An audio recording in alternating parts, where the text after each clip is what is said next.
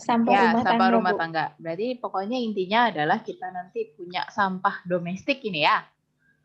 Dari yang sampah Iya, Bu. domestik ini, kalau yang namanya mass balance, itu dia pasti accumulation sama dengan in, min, out, tambah kurang reaction. Ini secara mass balance. Tapi kalau di dalam sampah ini biasanya akumulasinya 0, reactionnya 0. Berarti intinya adalah apa yang masuk sama dengan apa yang keluar. Nah, maksudnya apa yang masuk? Apa yang masuk itu ininya. Yang masuk kan berarti ini ya, jumlah total timbulan sampah kalian ya.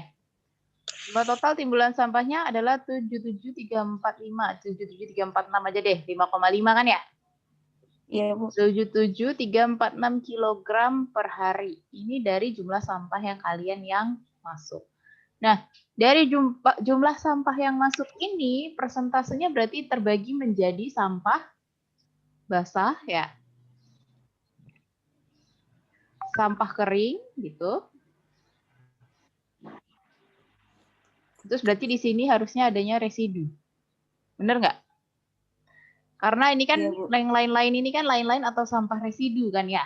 Dimana kita juga nggak bisa bilang itu sampah basah atau sampah kering gitu ya. Harusnya kan seperti itu.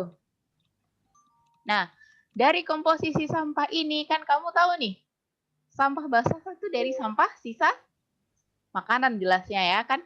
Makanan. Ya, berarti di sini sampah basahnya berapa? 40993 berdasarkan komposisimu ya. Kilogram per 40 hari. ribu. Ini benar ya? Nah, sampah keringnya berapa? Sampah keringnya Ya, Bu. tolong dijumlahkan Uli. Ini sampai ini berapa? Iya, Bu. Sebentar. Berapa ini jumlahnya?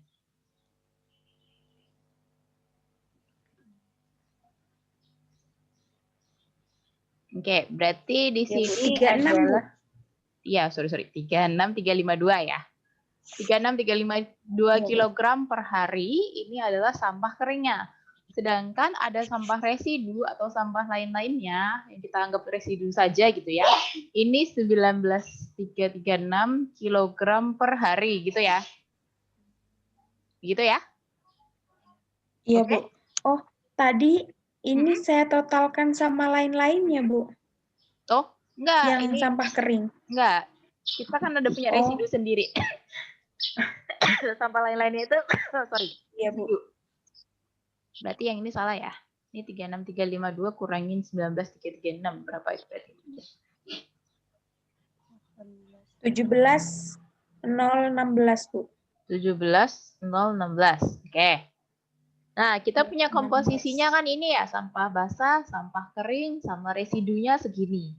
Nah, ternyata tapi dari sampah basah sendiri, dia akan bisa dikelola dan bisa juga jadi residu. Kenapa seperti itu? Karena ada recovery faktor.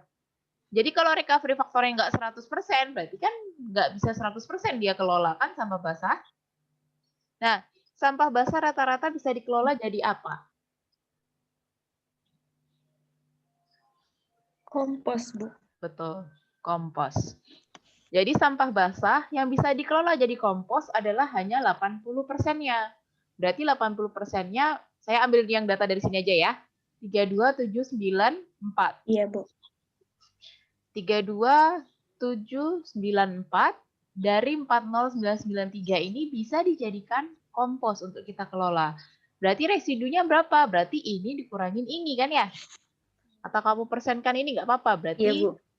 ini jadi residu kan ya?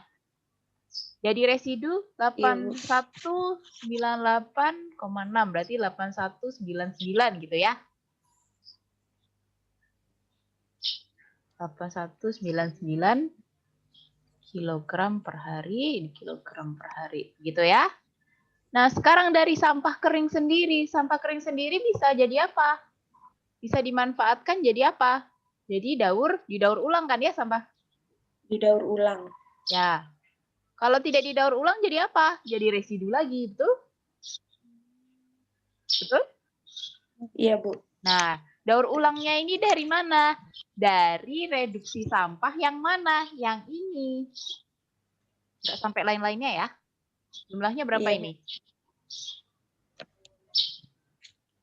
dari komposisi sampahnya.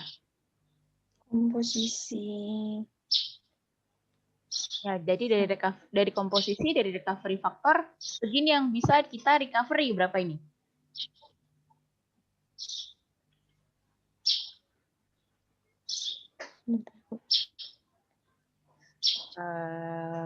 Kalau dilihat 1161 sekitar 83 something, 83.000 something. Itu tidak satu plastik, kertas, logam kaca ya, Bu? Plastik, kertas, logam kaca. 41225. 41225 nggak mungkin. Jumlah sampah keringnya lo segini tadi kamu bilang. 8430 pakai kalkulator. Berapa? 8? 430. Oke. Oh, kita nggak pakai koma ya. Kalau koma 66 berarti 8431. Ya. Oke, 8431 kilogram per hari. Kenapa saya bilang nggak mungkin 44215? Karena nggak mungkin lebih dari jumlah sampah kering aja lu cuma segini. Ya. Berarti kalau dia 17.000 kurangi 8.000 berarti sekitar 9.000 itu menjadi residu kan? Betul? Oh, iya, Bu. Betul, Bu. Paham ya? Paham ya kenapa harus cari recovery factor ini? Kenapa paham ya? Iya, Bu. Jadi kenapa MRF ini, gimana sih caranya MRF ini kita analisis, analisis dia harus dibuat atau tidak, kita harus menganalisis nanti secara ekonominya, net present value-nya. Net present value-nya dilihat dari mana? Dilihat dari ini loh potensi pengelolaannya kita.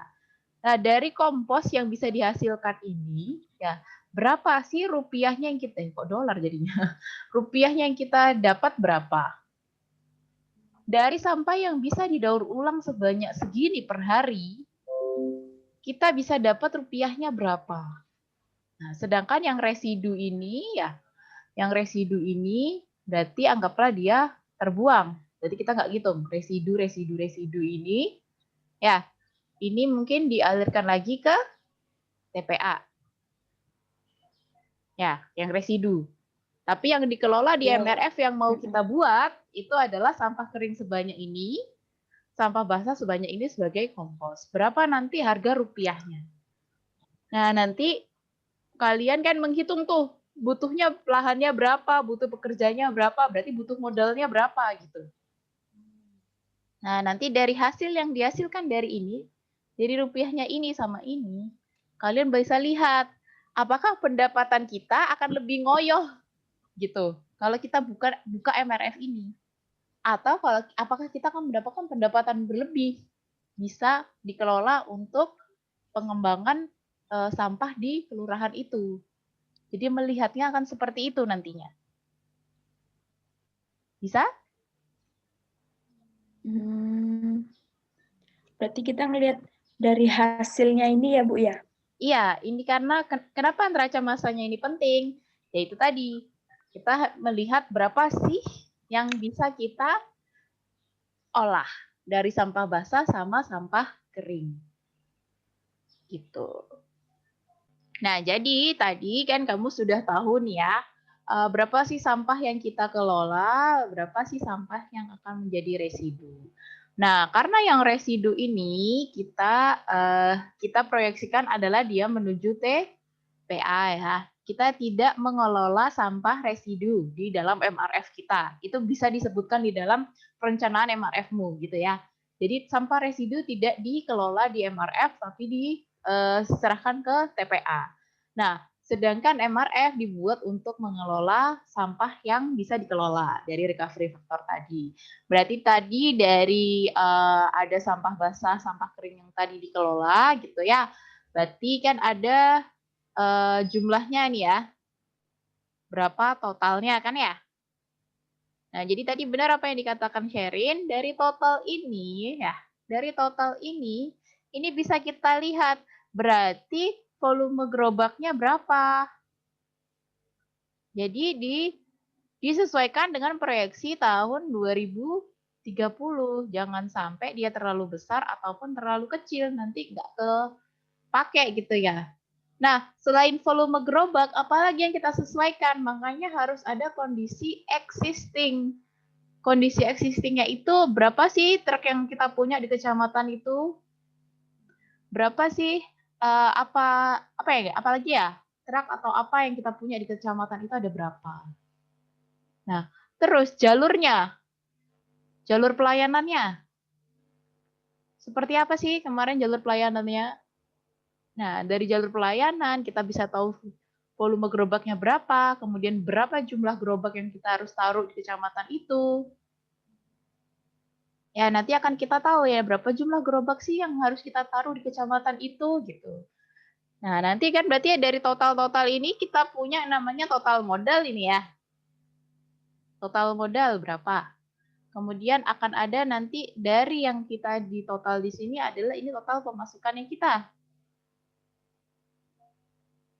Nah ya, yang tadi saya lupa bilang, total pemasukan ini harus masing-masing ya, karena harga plastik sendiri ya, rupiahnya sendiri ya. Harga plastik kan sendiri tuh kalau dijual di loaan gitu ya. Kertas sendiri, logam sendiri gitu ya, kaca sendiri. Nah, lain-lainnya kan enggak. Kain berapa? Kain kalau 0 ya 0 berarti kan nanti kita ini menghasilkannya. Lain-lainnya kan enggak ini. Oke. Nah, dari total pemasukan nanti kita bandingkan sama total modal, namanya kita pakai net present value. Ya. Dari net present value kita akan bisa tahu kita kapan balik modal. Kalau balik modal sampai 5 tahun, misal, kalau balik modal sampai 5 tahun, worth it nggak ada MRF ini? Kalau misalkan worth it ya.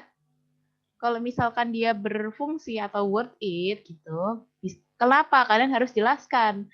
Karena walaupun balik modalnya 5 tahun, tapi kita bisa mengelola nih sampah ini, bisa mengurangi sampah yang ke TPA, betul? Karena adanya MRF, kita bisa mengurangi sampah langsung dari kecamatan tersebut ya, dari tiap kecamatan, kita mengurangi sampahnya untuk masuk ke TPA, ini dikurangi. Ya.